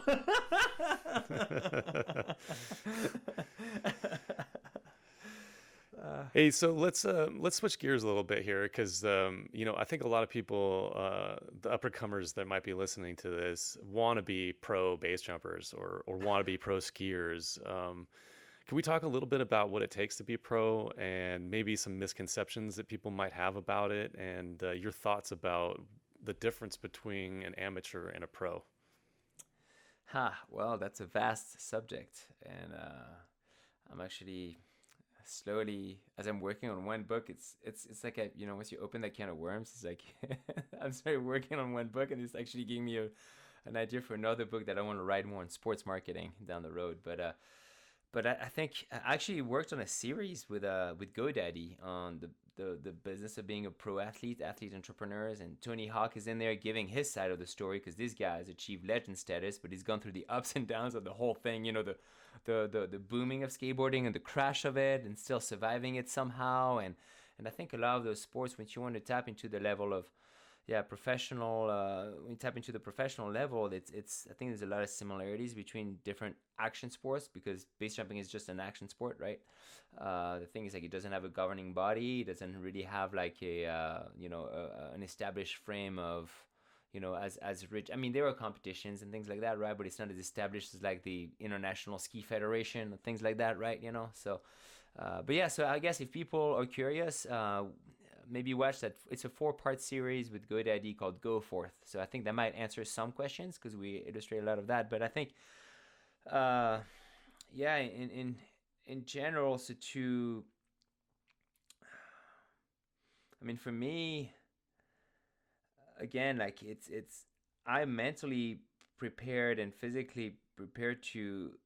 I didn't know if it was gonna happen. I didn't think I was gonna be a pro skier until I actually started getting sponsored and then getting some trips paid for and things like that. But it wasn't handed to me at all. It took me then a while to build all that stuff up. But I really prepared myself, I think, mentally since I was 9 years old. So it's not something you just like get recognized and get sponsors. I guess that's a misconception I like to break. It's like it's not like you get sponsored, all of a sudden people roll out the red carpet for you and you do whatever you want. Hell no. You want to be a pro athlete at whatever thing you're trying to do, whether it's skiing or jumping or being a kayaker or whatever it is, a pro climber is be ready to hustle, because all of it is just you hustling all the freaking time, and you're gonna have to be super super professional. I just sent a spreadsheet to sponsors yesterday with a whole recap for the whole year, and that's something that I learned through um, business school and then working marketing at ski resorts, and then I applied that to my career as a professional athlete, and because I realized that it's not it's not really anything different, and the difference between a pro and an amateur is that an amateur, you're keeping this as a hobby, you're doing that only as a weekend. As a pro, you're being paid to do this, you're paying your bills, your livelihood depends on it. So if you want to have companies justify paying you, well, you got to make sure you give them their return on investment so it makes sense in their business world, to justify the money that they're paying you so they can get their return on it as well. But there are things that are super hard to quantify. For example, the main role of an athlete is to help build the brand strength of the label that you're endorsing. And brand strength, and I got that from a book called A New Brand World from Scott Bedbury, who was the advertising director of Nike behind the original Just Do It campaign. And brand strength relies on two things: relevance and resonance. And so as an athlete, you're helping build all that stuff. But the brand strength doesn't necessarily translate into direct dollars right away. I think a lot of brands that want to work with athletes, or athletes themselves too, think that they're going to be like a sales rep pretty much. Oh, yeah, they sponsor me and then you'll be able to sell way more of this. It's like, well, it's way broader than this. You help build that story and that narrative and solidify the brand and really its position. And then that's invaluable in the long run. It's almost, it kind of sounds very esoterical, but it's kind of like the subject of, yeah, of sports marketing. But how did I become pro? Well, I didn't think it was gonna happen, but I always, first of all, I dedicated my life to skiing, no matter what it was gonna be. But I went to business school, and first year of business school, my parents were like, okay, because I just wanted to be a skier, and they pulled me out of ski academy in the Alps and all this stuff. It was traumatic for me because it's like, no, this is what I want to do, and they were like, okay, do 1 year in business school, and if you don't want to pursue that, then you're on your own. And then figured out, I was like, okay, cool, I'll do that. In my head, I was like, okay, I'll do 1 year in business school and then get out of there, and then I'll just be a skier, and I'll prove to them that I can be successful at whatever I want to do because I put my heart, my whole soul, and whole being in this, And but then within 6 months of business school, I blew my knee skiing. And then I was like, well, you know what? Actually, business school sounds pretty good. I think I'm going to stay in business school, which was helpful. So I got, then I transferred to a university in Colorado called Fort Lewis College in Durango. And I went to school full time while working as a marketing intern for free at the ski area. And then they started paying my entry fee for free ride competitions, and then and then doing pictures for them. Then I started getting pictures in magazines and things like that. I had like a full page in it was skiing magazine at the time, doing a backflip on a 50-foot cliff. I was super proud of it. Got a couple covers, things like that. It was cool.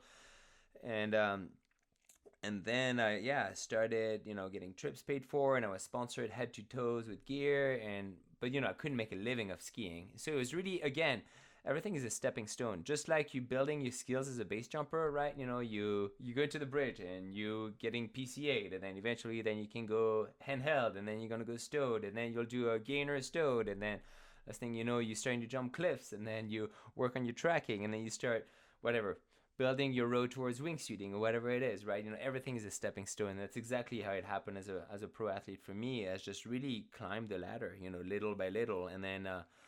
But I always worked on the side so that whenever I started getting some money for skiing, because it wasn't that much at first, the first checks I got for skiing were literally for like I think $200. Like you don't pay the bills with that, but $200 might pay for enough gas to go and do a photo shoot at that area because they just got a bunch of snow and there's a photographer that wants to go shoot with you. So I started doing this. Every cent I got from skiing, I reinvested it in skiing, and I just worked on the side to be able to pay my living expenses with. And I did that for a long time. And then, eventually I got to the point where I started skydiving and base jumping on the side. Met Shane McConkey back in the day. He kind of guided me on how to become a ski base jumper because I wanted to ski base since I was 9. But then Shane was just the ski base jumper. He knew how to do it. So I just kind of, yeah, pieced it little by little like that. And then after that, by then when I was base jumping, I already had my sponsors for skiing, and I was getting not a ton of money, but I could make like a few $1,000s a year with skiing, and that would reinvest all again in skiing. And then I kind of was lucky. It was kind of like a slam dunk with my first ski base jump. It was the first ski base jump on Mount Hood. I opened a cliff there, and it was my first ski base jump as well. But right there, the next day, I'm on Good Morning America and CNN, and because he had never been done over there. But it was also the year of the recession in 2008, so it doesn't translate into dollars right away. It's not like I was on national TV 26 times in 1 year, but I didn't get a cent for it. But I was like, that's okay. I'm just gonna keep trucking. You're not doing it for the money. You're doing it for the dedication to the craft and the sport. And eventually, if you do that diligently, and for me, I really kind of established myself by doing a lot of first. And that's really what helped me kind of solidify my presence in the ski world and with base jumping. But to be just a pro base jumper, I think is super hard, because I was able to, again, become more of a mountain athlete than just a base jumper or just a skier. And so I was able to roll in a lot of my sponsors from skiing into base jumping, and then vice versa, right? So that's kind of how I did it. Again, there's not one formula to do it, but I think the main thing is, yeah, don't wait for sponsors to pay for your trips or this and that. You're on a mission. You know what you want to do. Establish your goals and objectives as an athlete. What are you trying to achieve? And these things are going to happen no matter what. Present that to companies. Hopefully they want to be part of the adventure. And if they're not, well, these things are going to happen no matter what. It's just going to be a lot more difficult if you don't have people helping you, supporting you, at least with gear. But you're a man on a mission, and the mission is going to happen no matter what. And if you're a man on a mission long enough, people are going to join you on the mission. That's kind of how I did it. Sorry, that's a long monologue. No, that's good. You filled in a lot of details there. Maybe I can ask one follow-up question for the base jumper who has the dedication that you're talking about, has developed the skills that you're talking about, is interested in being a professional. What is the first step for that person to break into the game? What should be their first measurable goal that they go after? Well, first measurable goal to go after. Well, I think it's what do you mean by measurable goal? You're talking about financial or physical or an accomplishment, or what are you necessarily pointing at with this question? Well, I'm asking there are a lot of people out there that are exceptionally good at what they do. They're exceptional athletes, but they might not have gone to business school or studied marketing like you did. And so breaking into the professional world still seems like a huge glass ceiling. Like they just keep hitting it. And no matter how good they get at their sport, they still don't attract the right people, or they still don't get into the right conversations. And they find themselves, kind of disappointed with their trajectory. And so I guess what I'm asking is with all of your expertise, let's say that you are looking for the next sponsored athlete in the next generation of base jumpers. What would you say after they've developed the skills and after they've proved the dedication should they be driving towards? Well, I think it's base jumping is such an odd sport, right? There's not a lot of participants in there. So most likely people don't necessarily know what's, the technical side of it. They might look at one wingsuit jump and, they look at somebody jumping off the mushroom, or somebody flying a grand effect line in the Alps. And for them, it's like the same thing. They don't necessarily know the difference. And so I think don't necessarily get wrapped up too much into the details, but I would say, put things into perspective so it actually makes sense to them. And I think that's the hardest with our sport, because it's so out there, is to put it in words and explaining it or presenting it in a way that actually makes sense. So who you are, what do you do, what have you done, what are you trying to accomplish as an athlete, why are you contacting the company that you want to work with, And then yeah, exactly, I think that's really helpful to, write a freaking cover letter, organize your portfolio with pictures and videos, make a demo reel. That's what some actors do, and so people can see your work, showcase your work, because you're selling a product or and a service. So then explain why you're seeking a relationship with a brand, what you're hoping to achieve for them, who you are, where you come from, where you're trying to go, and then hopefully they'll get back to you. But if you approach them in a very simple, professional way, I think it's just like anything, man. It's like applying for a job, because that's what you are, and everything is a job interview. That's the thing. Everything is a job interview. Whoever you're talking to, whatever room you're leaving, you're gonna leave an impression there. And I'm not, not necessarily an example for that, because I've gone naked or streaking into a lot of situations and have a loud, obnoxious laugh. But but on the line is, how do you want to be? How do you want to present yourself, and how do you want to be positioned? And is that, put yourself into the shoes of the company. If you're there working at the company and a dude approaches you and is like, "Yeah, you should sponsor me because I'm a sick base jumper and I just did this and that," it's like the brand's gonna be like, "No, I mean, what?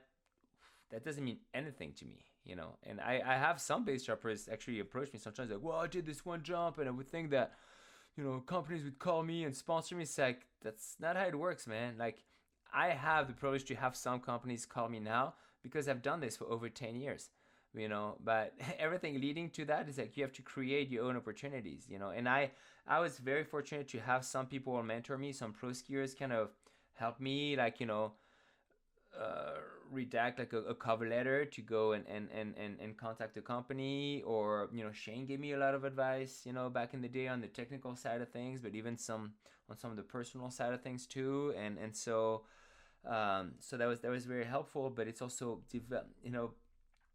yeah, just present yourself in the way that it actually makes sense to these companies. And don't, that's the thing, don't act entitled. I think that's the thing I see a lot with with skiing or surfing or base jumping. Guys are like, "Oh man, I should be sponsored because of this and that," and then they're bitter because they're not getting sponsored. It's like, well, right there, your attitude is the reason why you're not. Brands don't want to work with you, because you're acting, completely entitled. And it's like, it's like, if a chick comes up to you, it's like, "Well, you should totally go out with me because I can do this and that." You're gonna be like, "Just get out of here." You know what I mean? It's the same thing. It's human relations in the end. Approach them like you want to be, as you would like to be approached. I think that's the main thing. And yeah, don't be afraid to be human, but be professional.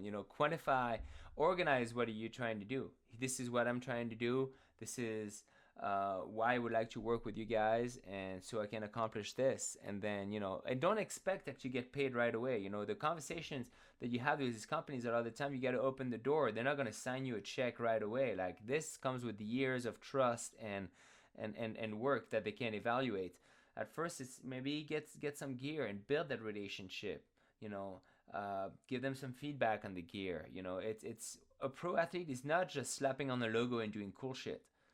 A pro athlete is pretty much being like a multifaceted consultant for a brand. You're an advertising agency because you're doing a bunch of stuff with their logos and their gear that is going to help promote the gear, sure. But you're also testing and some gear. You're helping them design things.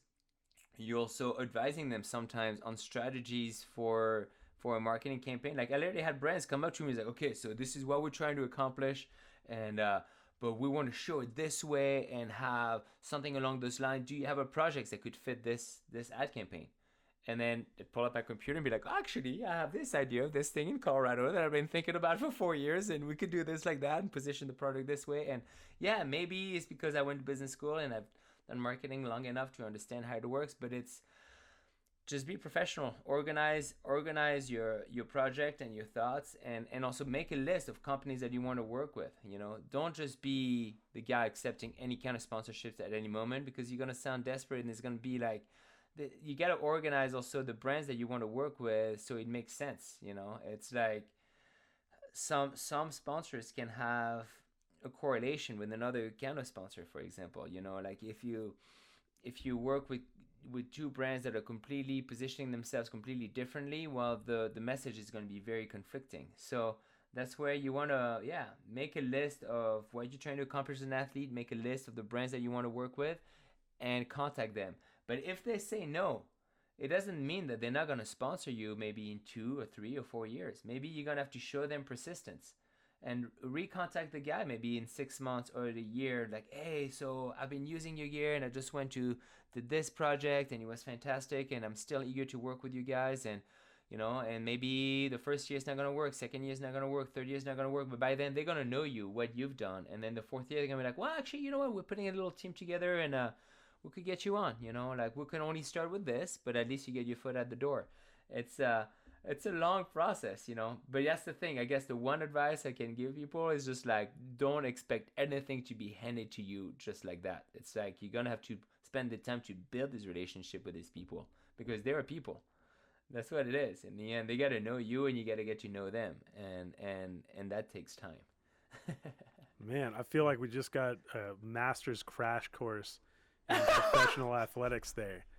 Like, I was just rambling, and I was like, I hope you guys are not just like. No, that was great. And if anyone is curious, I think you should rewind that section and listen to it a couple times, because I can tell you, as a sponsored athlete, he's just given so many good nuggets of truth in there that are going to help you along your pathway.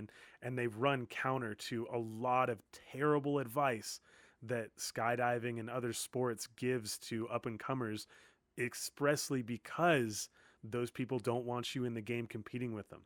And so, like, please take all of what Matthias just said to heart. It is a relationship game. And the development of those relationships is where you're going to get your sponsorships, not from the that fuck you, pay me mentality. Yeah, exactly. Oh man, you're so good at conceptualizing and summarizing things very potently. Thank you, Matt. You give us a lot of work with, man. You got a lot of good knowledge. Well, it's good stuff here. Yeah, I mean, I don't know if it's a lot of knowledge or anything, but I think it's just, when you do something long enough, you experience the good, the bad, and the ugly, and then hopefully you can draw some conclusions for yourself.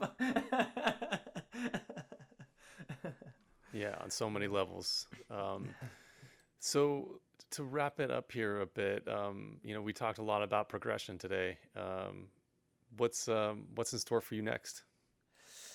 So for me next, ski season is right around the corner, and so I'm prepping for that. I'm training daily right now because I'm tapping more into the world of mountaineering, and I'm hiking with very, very heavy backpacks. When I did Mont Blanc, I had a 45-pound backpack plus 10 pounds of ski gear, so I was climbing with 55 pounds. And I train with a 53-pound kettlebell almost every day, and every time I'm like, this is nothing because that's the weight of your backpack.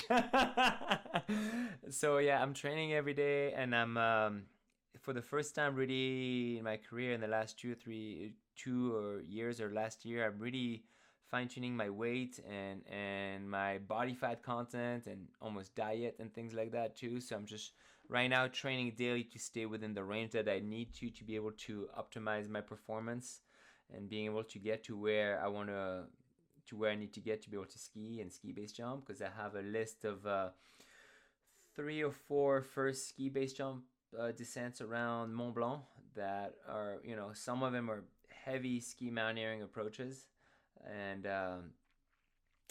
some serious ski lines that are, some are 40 to 50 degrees for a long time. But now that I'm tapping into higher and higher altitude ski base jump, it's hard to find cliffs that are vertical at that altitude, so I'm jumping more and more of seracs, which are ice walls.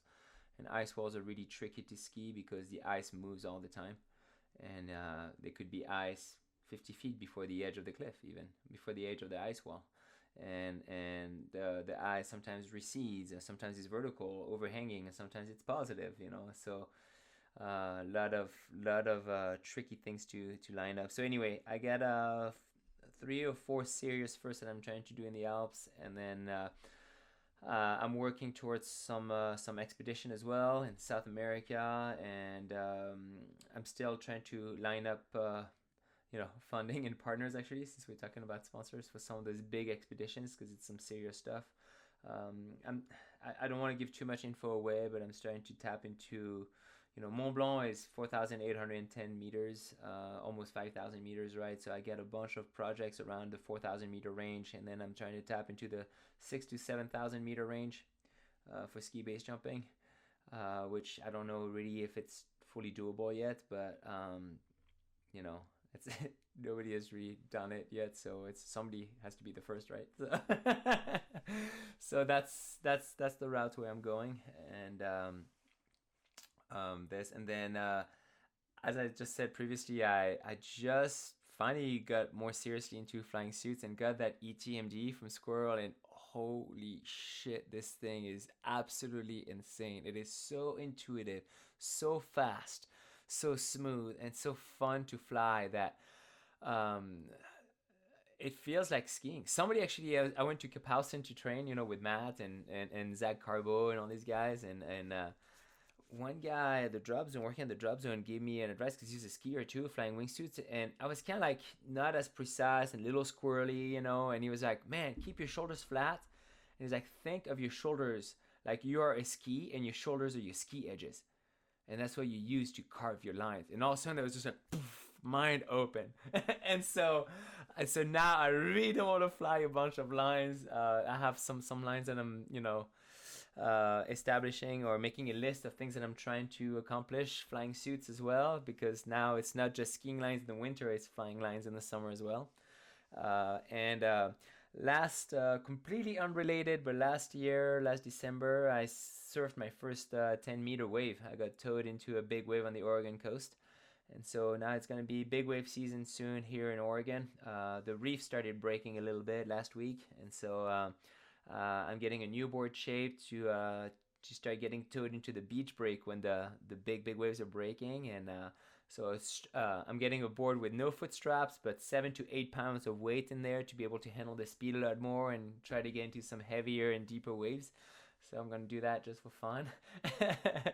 and yeah, so big wave surfing, ski mountaineering, ski base jump, and flying some tracking lines, and maybe getting into a proper wingsuits later. But I love flying the ETMD because it's almost the best of both worlds. So that's what the near future looks like.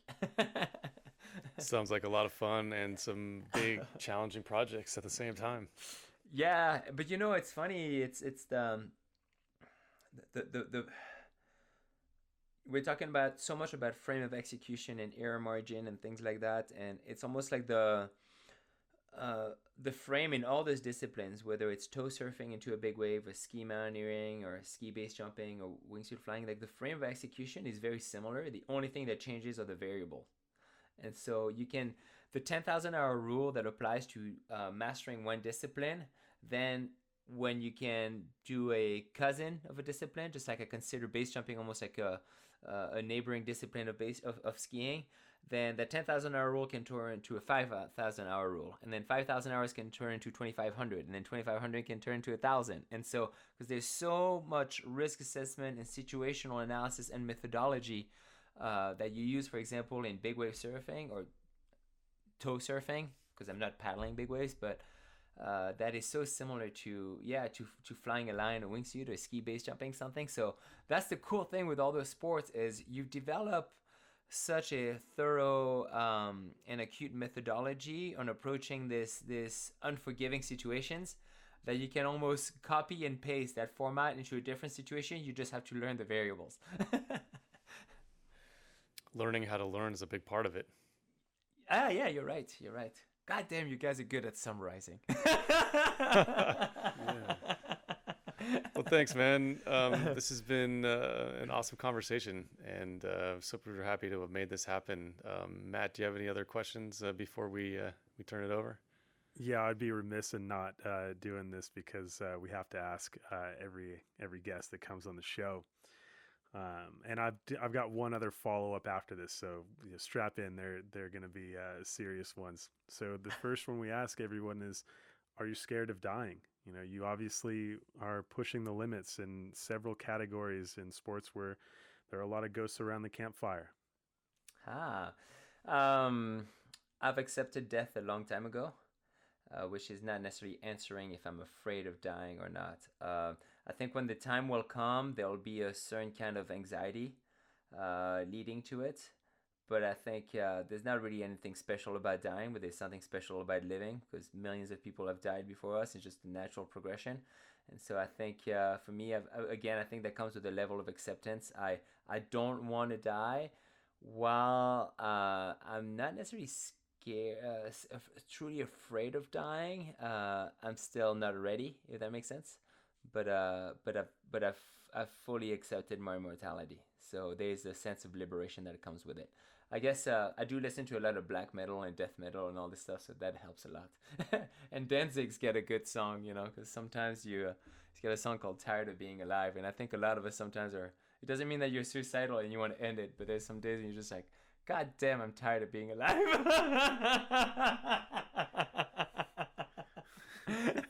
Certainly. Well, that's a good answer. And the next one comes from a sensitive topic that we touched on earlier and ties back in the beginning of the podcast, really.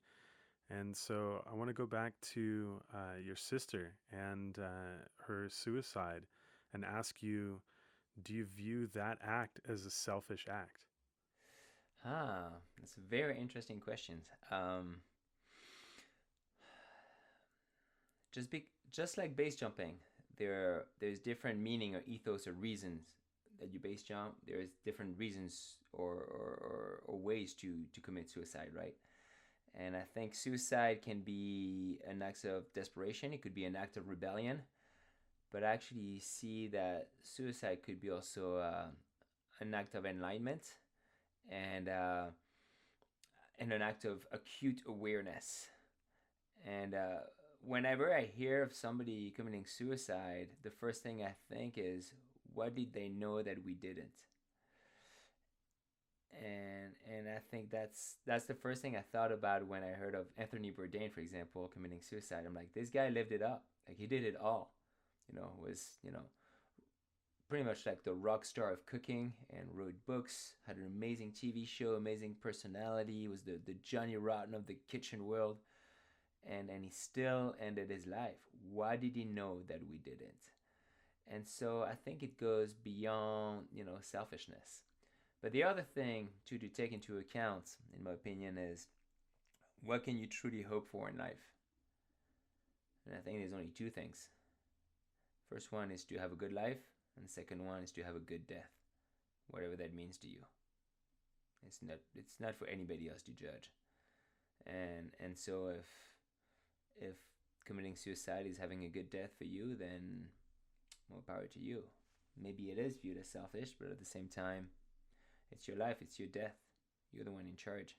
You can write your own story however you want, and you can end your story however you want. That's pretty much what Hunter S. Thompson did. Man, I like that. You can write your story however you like. You can end your story however you like. Powerful. Thanks. Thanks, man. With that, I think this is a beautiful time to say goodbye, and thanks for coming on. And let's do it again. This was a great conversation, and always open to chatting with you, bud. I'm sorry we missed each other last time when you were in France, but let's make it happen next time you're around. Absolutely, man. I should be back in March, and I get some heavy ski stuff to do. But I'll bring my ETMD with me too, so maybe we can get a couple flights together. So. All right, sounds like a plan. Awesome, guys. Thank you so much. I really enjoyed it. Yeah, our pleasure. Bye-bye. Awesome. Cheers. Bye. Well, as expected, that didn't disappoint. We really didn't leave any stone unturned, and he was ready with his answers. Like I know him as a guy who's just goofy and has way too much energy, and when you throw those questions his way, he's ready to go deep. What do you think, Matt? I love that conversation. He did not shy away from a single question. And I think we got a lot of honest answers to a lot of questions that are beneficial to everybody. I mean, we got basically a crash course in what it is to be a professional athlete. We dug into personal tragedies and loss. We got an incredible amount on his movie, Super Frenchie, which again, like, great watch. Go and check it out. Streaming on many platforms and superfrenchie.com. Yeah, super talented skier too. Really, some really nice clips in there, and it was really fun to see some of our friends commenting on him too, which was an added bonus for sure. And yeah, so I hope you all enjoyed it, and see you on the next one.